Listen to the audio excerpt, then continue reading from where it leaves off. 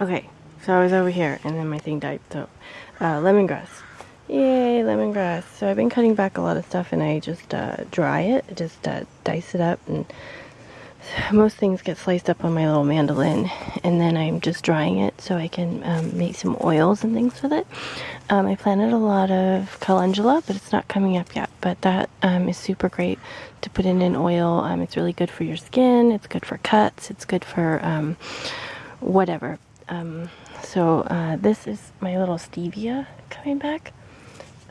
So hopefully that comes back pretty good. This space over here went out of control with Bermuda grass, and so I just sort of gave up, and I decided to just like plant stuff in here. And the idea was to just plant stuff that would hopefully like just crowd out the grass. And I got some fava, some fennel, some chard. I just planted some other stuff in there that didn't work in another space because the bugs would mow it down. But I think since it's over here, surrounded by lots of crazy things, the bugs are just confused. So my strategy there is just plant so much that you just confuse the bugs and they don't know where to go. I think Matt Powers likes that strategy as well. Just plant more and then all over and see where it likes to grow. And then the bugs are, and the birds and everybody's like confused. And so and leave stuff to grow. Just because you're not eating it doesn't mean the bugs and birds aren't benefiting from it. So this is my Brussels sprout. I've had it here for years, and it never really did like a cute little Brussels bulb. There's a couple in here now, but this is mainly just for the like the moths and butterflies. They come and they lay their eggs on here, and then those turn into little worms. And oddly enough, the plant doesn't get totally eaten because the birds come in and eat the little worms. So I think we need to realize what is like happening in our spaces, and realize that like it sometimes just doesn't need our help. Like just plant something cool like this, and you don't need to eat it. It's just for, and this creates shade. And I have my little lizards that love it. They love to crawl in here, and they get in the spaces and eat bugs, and they use it for shade.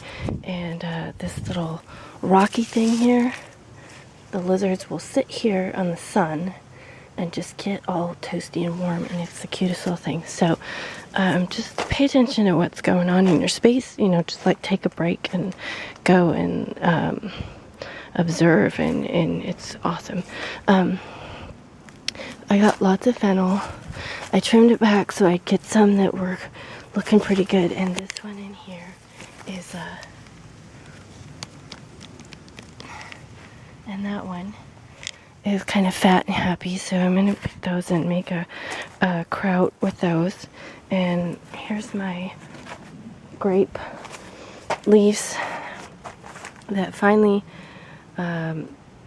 went sort of winterish, and they're trying to lose the leaves, but it's just not very cold here. So that one over there is a flaming red seedless, and it just hasn't lost its leaves. So as soon as it does, I'm gonna maybe trim it back a little, and then take the trimmings and root them and share them. So I think this is a Venus, which I didn't realize I had, but I'm pretty sure that's what the leaf looks like. So that's an awesome big round grape that people love.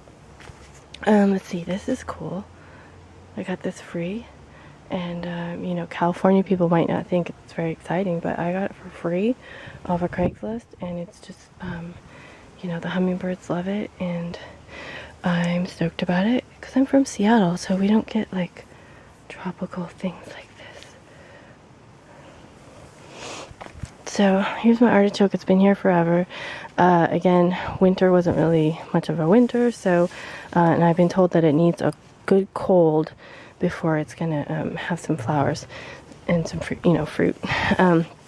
So I keep peeking in here, and it's like a watched pot never boils, but so I'm trying not to peek too much, but I just want something to grow in there already, but that's alright. It's pretty cool. It's pretty cool. Let's see, then I've planted some peas in here, and they haven't come up yet, but I think this is all flax. I just spread some flax seeds all over the place in here, and that's what they're doing. Nasturtiums, if you get too many of them, just whack them back and use them for mulch, or you can use them for, this is the edge of a bed. You can use them for the edge of a bed, and then all the bugs will go in there and they'll like munch, and they won't munch on your, on all your new stuff, kind of. I mean, that's the idea. And then aphids love them. There's some little aphids on there.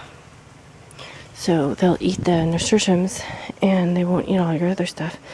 And then you can eat the nasturtiums